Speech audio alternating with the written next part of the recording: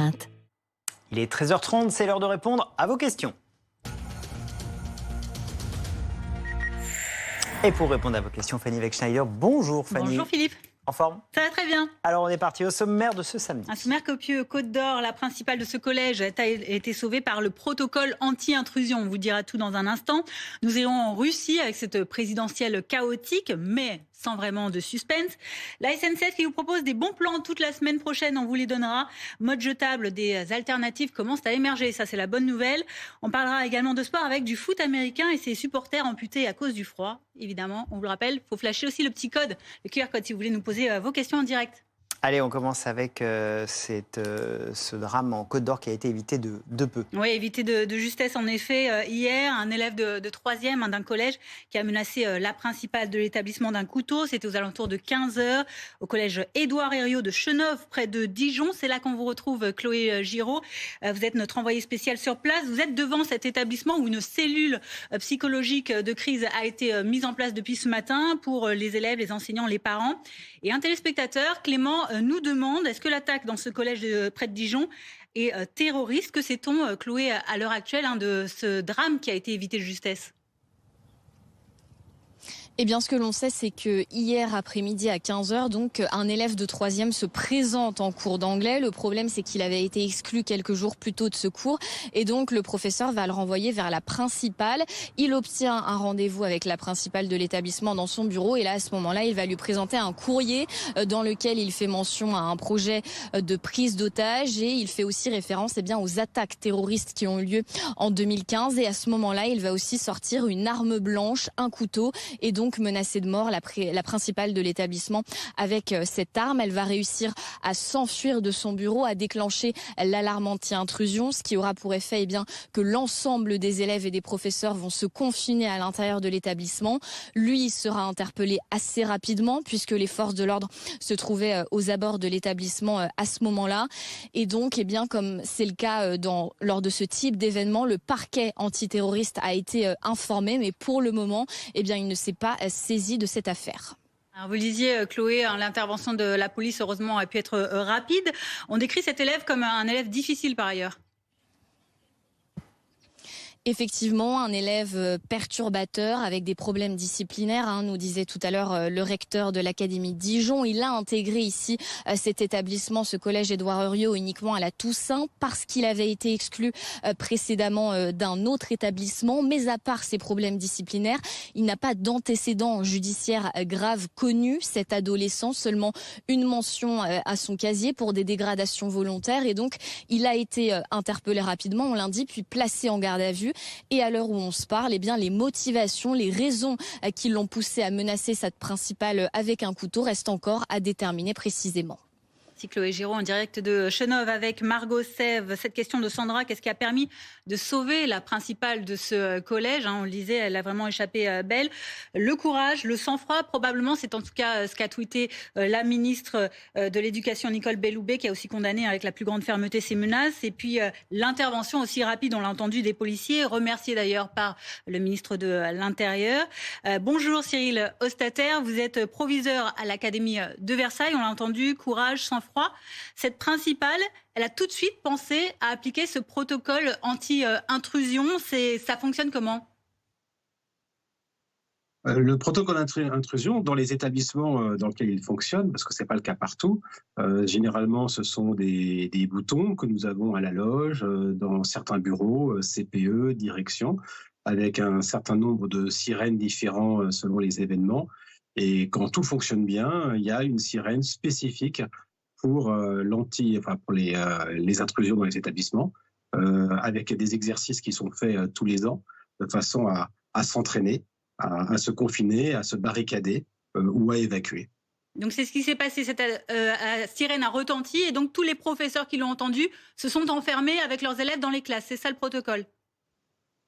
Alors, le protocole peut changer. Généralement, on peut essayer de s'enfuir, mais dès qu'on voit quelqu'un ou quoi que ce soit qui peut poser un problème, dans ces cas-là, on s'enferme Et les instructions sont même de se barricader, et c'est ce qu'on teste souvent, alors un peu à blanc parfois, mais quelquefois en réalité, pousser une armoire, pousser des bureaux, des tables, des chaises devant les portes de communication entre les salles, qui ne ferment pas à clé pour des raisons de sécurité incendie. Et c'est ça qu'on teste avec les élèves. Et c'est le grand changement par rapport à avant, c'est que ces tests répétitifs permettent de réagir et d'avoir des réflexes. Et c'est depuis quand vous dites que ça a changé par rapport à avant? Depuis quand est-ce qu'on a maintenant ces nouvelles façons de faire, ces nouvelles mesures? Ça fait déjà un certain temps, plusieurs années, qu'on a ces exercices anti-intrusion.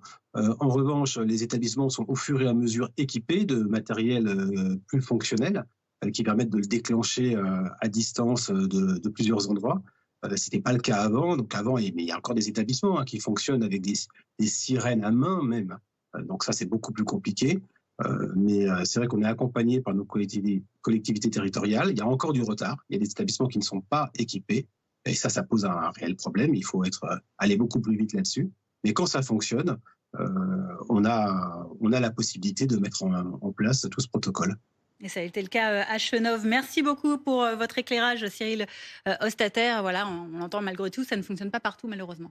Allez, on passe à l'élection présidentielle en Russie qui suscite pas mal de questions. Il faut dire que le premier jour de scrutin a été chahuté par endroits. C'est le moins qu'on puisse dire. Un scrutin difficile pour Poutine, qui, on le rappelle, concourt pour la 6e fois, un 6e mandat de 6 ans supplémentaires. Il en a déjà passé 24 au pouvoir. J'ai fait le petit calcul, un tiers de sa vie quand même. C'est pas mal. C'est un beau score.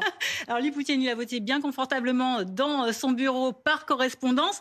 Mais ailleurs, en effet, c'était plus chaotique. On va le voir dans une seconde. D'abord, Priska demande, y a-t-il la moindre chance que Poutine perde cette présidentielle? Paul Gogo, vous êtes notre correspondant BFM TV à Moscou. Le vote donc a commencé hier, il ira jusqu'à demain sans trop d'opposition ni trop de suspense a priori. Non, ça c'est certain, même pas d'opposition du tout, parce que les candidats qui sont face de Vladimir Poutine, que ce soit le candidat communiste ou le candidat nationaliste, ont déjà exprimé il y a plusieurs semaines leur désir de voir le président russe remporter l'élection.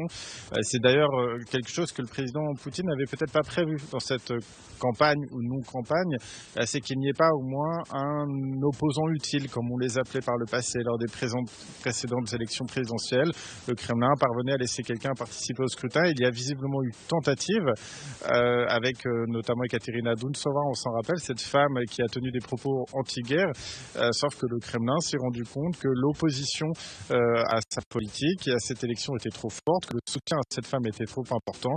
Résultat, il y a une élection sans campagne avec des candidats qui ne s'opposent pas au président russe et une population qui doit maintenant être convaincue d'aller voter. Et c'est toute la difficulté pour Vladimir Poutine pendant ce scrutin, c'est pousser les Russes à aller voter pour que le taux de participation lui permette ensuite de s'afficher dès lundi matin, entouré de Russes dans un stade de Moscou comme le grand gagnant de cette présidentielle et surtout, plus que gagnant, un président conforté dans sa position et dans son soutien, que ce soit dans la politique nationale ou sur la question de la guerre en Ukraine.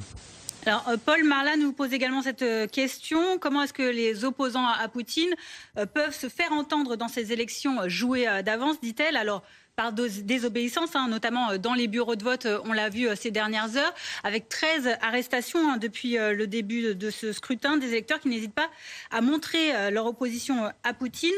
On va évidemment en parler. Ce sont des faits qui se sont multipliés ces dernières heures. Oui, effectivement, mais des faits qui ne sont pas très clairs parce que visiblement, il y a plusieurs types d'événements qui ont eu lieu hier. Il y a eu notamment dans les zones occupées d'Ukraine qui participent aussi à la présidentielle des actes qui semblent relever d'actes de diversion de partisans. En Russie, il y a eu ensuite des actes qui visiblement ont été le fait de personnes qui auraient été manipulées par téléphone, potentiellement par des Ukrainiens. C'est quelque chose qu'on avait déjà connu il y a quelques mois en Russie. Et donc ce sont ces personnes qu'on a vues remplir des urnes avec du liquide qui en fait agissaient en liaison au téléphone avec quelqu'un. Donc ce sont des actes qui ne sont pas clairs du tout. Et puis ensuite il y a eu tous ces Russes qui eux sont allés déposer des bulletins en barrant le nom de Vladimir Poutine, en écrivant des messages anti-guerre sur ces bulletins. Et tout ça c'est une façon de protester avec le point d'orgue on va dire de cette tentative de protestation qui aura lieu peut-être demain à midi dans les bureaux de vote parce qu'une partie de l'opposition, notamment la veuve de l'opposant Alexei Navalny, a appelé les Russes à se rendre aux urnes réunion demain à midi précise pour protester d'une façon discrète en allant voter tout sauf Vladimir Poutine. Le Kremlin n'apprécie pas du tout l'initiative qui est déjà considérée comme criminelle aujourd'hui. Les autorités russes se sont exprimées sur ce sujet-là et des messages ont été passés dans les bureaux de vote pour que les policiers, très nombreux qui y sont présents, et les observateurs demain à midi aient leur téléphone en main et observent et filment toutes les personnes au comportement qui serait jugé étrange ou hostile à cette élection. Merci beaucoup Paul Gogo pour ces explications. En direct de Moscou, nous sommes en correspondance. Nous sommes également avec Carole Grimaud, professeure de géopolitique et fondatrice du think tank Centre de recherche sur la Russie et l'Europe de l'Est. On a entendu cette initiative demain, midi contre Poutine. Elle est déjà qualifiée d'initiative criminelle. Est-ce qu'il y a des risques de répression à craindre ?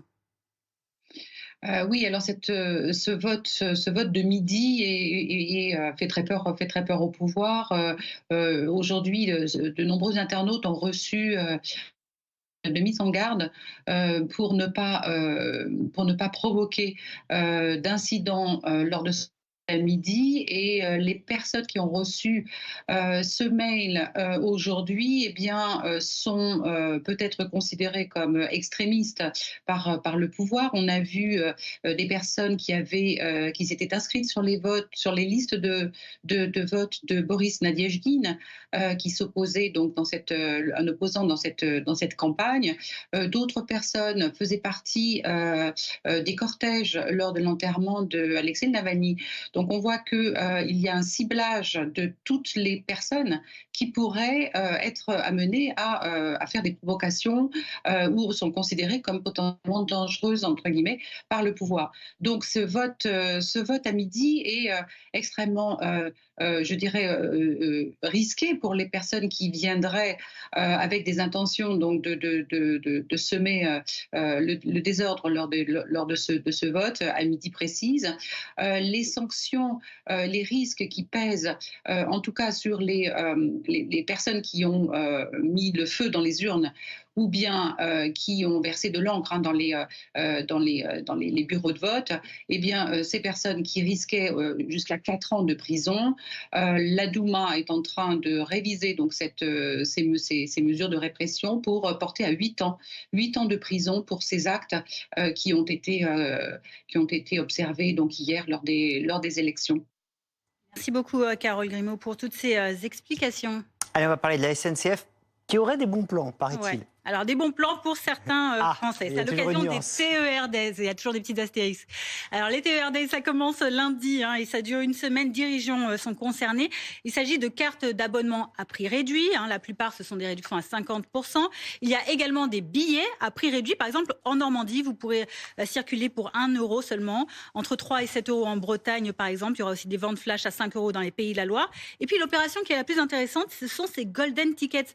8 Golden Tickets pour voyager gratuitement, illimité, pendant 1 an, suite à avoir sur un concours donc sur le site de SNCF Voyageurs. Bonjour Gilles Dansard, vous êtes journaliste et directeur de Mobilettre. Alors ces nombreuses promotions et réductions, elles visent évidemment à attirer plus de voyageurs sur ces trains du quotidien. C'est des segments particulièrement difficiles, ces voyages du quotidien? Bonjour, oui, c'est pas facile de convaincre les voyageurs de changer de routine quotidienne, peut-être d'utiliser un peu moins sa voiture, un peu plus le TER, une ou 2 journées par semaine, peut-être de faire autrement. Donc l'outil de la tarification, puisque cette opération marketing de la SNCF et des régions, parce qu'il faut bien noter que c'est pas la SNCF toute seule, c'est la SNCF avec les régions qui sont vraiment à la manœuvre en matière de TER. Cette opération a pour but d'essayer de montrer à un certain nombre de voyageurs que peut-être ils pourraient faire autrement, moins cher. Mais il est à noter que cette opération touche toutes les régions sauf une, l'Occitanie, justement parce que l'Occitanie, elle, a déjà décidé depuis de nombreuses années de pratiquer une tarification vraiment très incitative, notamment avec des opérations régulières de TER à 1 €. Donc on voit bien que c'est vraiment du marketing pour essayer de montrer aux gens que le TER finalement est très accessible et peut peut-être leur permettre de faire autrement qu'avec leur voiture. Alors, on a cette question également d'une téléspectatrice, Bintou, qui nous demande pourquoi ces offres ne concernent pas les grandes lignes. Alors oui, que fait la SNCF finalement pour fidéliser aussi les autres voyageurs, pas que ceux du quotidien? En fait, en région, pour les TER, la SNCF n'a pas la main.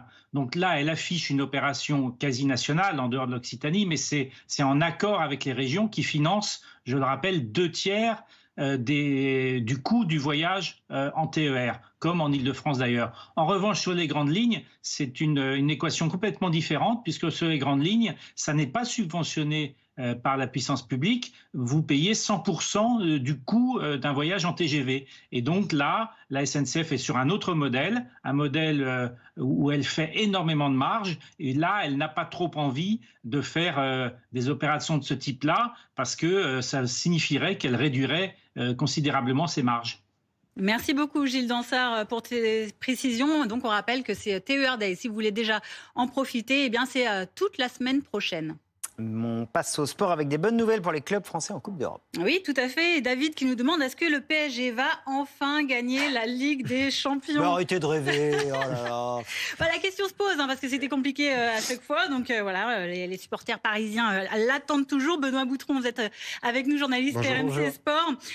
On en parle parce qu'il y a eu ce tirage au sort. Ça on en parle. Voilà. On ne le fait pas, mais on en parle. Pour les Coupes d'Europe hier. Et donc, en ce qui concerne la Ligue des Champions, déjà, on sait que Paris a tiré le Barça pour les quarts de finale. Ouais. Finalement, c'est plutôt un bon tirage et peut-être l'occasion d'une revanche sur une certaine remontada de 2017. Tout à fait. Ça aurait pu être pire au niveau du tirage. Ça va rappeler quelques mauvais souvenirs aux supporters parisiens. La remontada en 2017, on rappelle, Paris avait gagné 4-0 à l'aller, avait perdu 6-1 au retour à Barcelone. Il y a eu une confrontation depuis en Ligue des Champions. C'est Paris qui l'avait gagné en 8e de finale 2021. Et beaucoup de choses ont changé. On a un FC Barcelone qui est en difficulté, 3e de Liga. C'est la première fois depuis 4 ans qu'ils atteignent les quarts de finale. Donc les Barcelonais semblent prenables. Et le PSG peut se présenter plutôt confiant, même si le match retour sera également à Barcelone. Donc il faudra se méfier. C'est surtout un match particulier pour Luis Enrique, entraîneur du PSG aujourd'hui, mais qui était l'entraîneur du Barça lors de cette fameuse remontada. Donc vous qui êtes le seul vrai expert sur ce plateau, moi je ne le suis pas. Par procuration. Vous êtes confiant ou pas ? Oui, bien sûr. Quand même. D'accord. En tout cas, c'est chaud, même en regardant les sites de paris sportifs, le PSG est légèrement favori pour la qualification. Il y a toujours le dilemme du match retour à l'extérieur, mais sur le papier, Paris a des chances d'atteindre les demi-finales. Et en plus, le tirage a été intégral, donc on connaît déjà aussi une potentielle affiche en demi-finale. Pour la suite aussi. Et le PSG est de la bonne partie de tableau, parce que le PSG, en cas de victoire, pourra affronter le vainqueur d'Atlético Madrid ou Dortmund, et surtout on évite Manchester City, le Real Madrid, le Bayern Munich et Arsenal. Donc sur le papier, on coche toutes les cases, en tout cas côté PSG. Karim nous demande, est-ce que d'autres clubs français ont des chances en Coupe d'Europe ? Parce que oui, il y a eu aussi les tirages pour notamment la Ligue européenne et la Conference League. Voilà. L'OM, par exemple, qui va affronter Lisbonne, là aussi, ça peut le faire ? Là aussi, ça peut le faire. Le Benfica Lisbonne, qui n'est plus en tête de son championnat, le championnat portugais. Marseille, qui sort d'un match difficile à Villarreal, mais qui s'est qualifié pour ses quarts de finale. Il y aura le retour au Vélodrome, ça compte vraiment quand on connaît la ferveur marseillaise. Donc c'est un tirage qui peut être abordable. Et concernant la Ligue Europa Conférence, ce sera peut-être un peu plus délicat parce que malheureusement Lille est tombé sur Aston Villa, le 4e de Première Ligue. Là, ça sera un peu plus compliqué pour les Lillois. Merci beaucoup Benoît. On retient votre confiance, on a pris vos paris. Du foot américain maintenant. Alors un sport dangereux, on le sait pour les joueurs, mais également pour certains supporters, avec ce match de NFL qui s'est joué mi-janvier avec l'actuel champion du Super Bowl, les Kansas City Chiefs contre Miami. Il a fait froid, très froid, moins 20 degrés. Et avec, on a vu des fissures même sur les casques de certains joueurs. Et en tribune, les supporters ont eu très froid, mais ils sont venus avec des pancartes plutôt humoristiques. Vous voyez, on a conduit 820 miles depuis le Canada malgré le froid. Et voilà ce casque fissuré, celui de Patrick Mahomes. Une histoire dingue que nous raconte notre correspondant Antoine Nelard, puisque vous allez le voir, eh bien, la blague a tourné court pour certains supporters qui auraient perdu certains doigts parfois. Oui, ce match s'est joué mi-janvier alors qu'une vague de froid polaire balayait les plaines du Midwest. Résultat, sur le terrain et dans les tribunes, des températures extrêmes, moins 20 degrés relevés sur le thermomètre. Et avec le vent, le ressenti était encore pire, jusqu'à moins 33 degrés. Alors tout cela n'a pas découragé les supporters. Le stade était plein à craquer. Les fans avaient même été autorisés à venir avec des couvertures chauffantes et des morceaux de carton pour isoler leurs pieds du sol gelé. Seulement voilà, certains n'avaient pas pris leurs précautions et on apprend aujourd'hui dit que 70 supporters ont été pris en charge par les pompiers. Il y a eu beaucoup d'hypothermie, mais aussi plus grave, des engelures, c'est-à-dire des brûlures provoquées par le froid extrême, des brûlures qui détruisent les tissus de la peau. Et certaines blessures étaient tellement profondes qu'il a fallu procéder à des amputations de doigts ou d'orteils. Les médecins expliquent que c'était la seule solution pour éviter que la nécrose se propage à l'ensemble de la main ou du pied. Alors sur le terrain, le match s'est déroulé sans incident, sans problème. L'équipe des Kansas City Chiefs a gagné. Quelques semaines plus tard, ils ont même remporté le Super Bowl. Maigre consolation tout de même pour ces pauvres supporters qui ont fini à l'hôpital. C'est pas de la blague. Lorraine qui demande pourquoi ce match n'a-t-il pas été annulé. Visiblement, il en faut plus pour les Américains, n'est-ce pas Antoine ?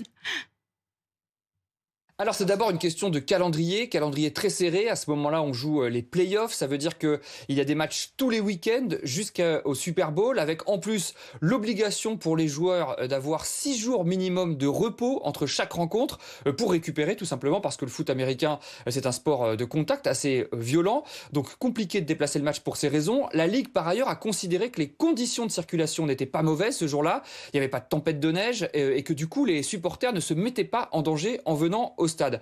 En fait, il faut savoir que ça arrive assez régulièrement que des matchs de NFL se jouent dans des conditions polaires. Le record de froid, c'était dans les années 60, dans le Wisconsin. On a joué par moins 25 degrés, moins 44 en ressenti.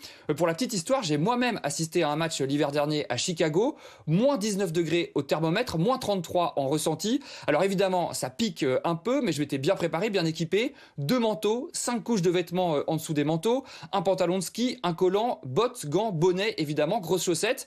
Et ça a fonctionné, ça m'a maintenu au chaud, j'ai pu rester jusqu'au bout et apprécier le match. Le gros avantage surtout, c'est qu'il n'y avait pas grand monde dans le stade et que les billets ce jour-là étaient bradés, 3 à 4 fois moins cher que d'habitude.